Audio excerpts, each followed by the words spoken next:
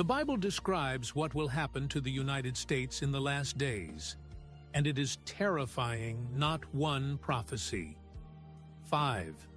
Written across 6 centuries by 5 different prophets who never met each other, never lived in the same century, and never knew a nation called the United States existed. And all 5 are converging right now on a single nation. One says it disappears from the final world order entirely. Another says it falls in a single hour. A third names the exact line it crosses before the collapse begins.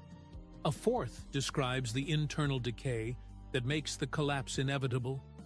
And the fifth shows us the final image, the most powerful defender Israel has ever had, reduced to a spectator, holding a piece of paper while God fights alone. These 5 prophecies are not scattered. They are connected. They tell one story, and that story has one ending. By the end of this video, you will understand the destiny of America exactly as it was written in the Bible, centuries before America existed. And it begins with a silence in the book of Daniel that almost no one is talking about. Prophecy 1. The missing superpower.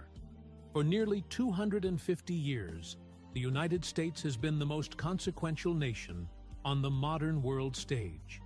It liberated nations crushed under tyranny. It rebuilt Europe after 2 world wars when the continent lay in ruins.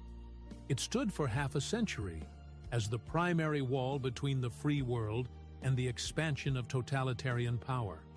And through it all, it sent missionaries, funded seminaries, and carried the gospel to places that had never heard the name of Jesus Christ. God used this nation. That is not a political statement. That is a historical one. But the Bible does not promise that the nations God uses will remain on the stage forever. He used Babylon, and then he ended Babylon. He used Persia, and then he ended Persia. He used Greece, and then Rome, and then every empire that followed. Each one served his purpose. Each one eventually left. The question is whether America's time on the stage is reaching its end. In Daniel chapter 7, the prophet receives a vision of 4 great beasts rising from the sea. Each beast represents a world empire.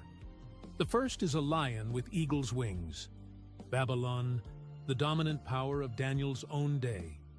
The second is a bear raised up on one side, with 3 ribs in its mouth.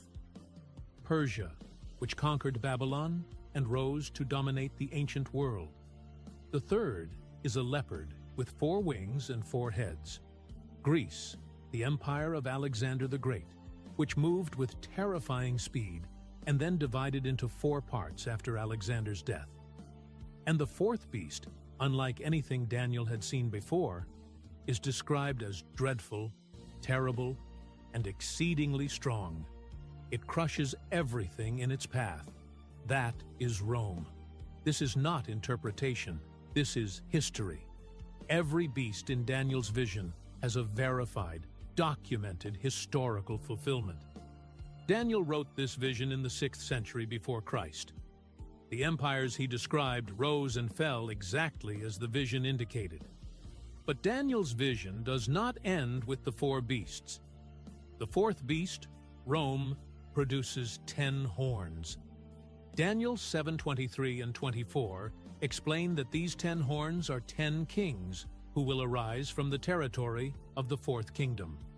They are not a new empire rising from somewhere else. They are 10 kings arising specifically from the geographic territory of Rome, Europe, the Middle East, North Africa, the ancient Roman world. Revelation chapter 17 confirms this structure. 10 kings who have not yet received a kingdom, but who receive authority for 1 hour with the beast. Their power is geographically anchored. Their origin is specific. They arise from the old Roman world. And here is where the silence becomes deafening. The United States does not fit anywhere in this structure. It is not one of the 4 beasts. It is not one of the 10 horns. It is not identified as an ally of this final coalition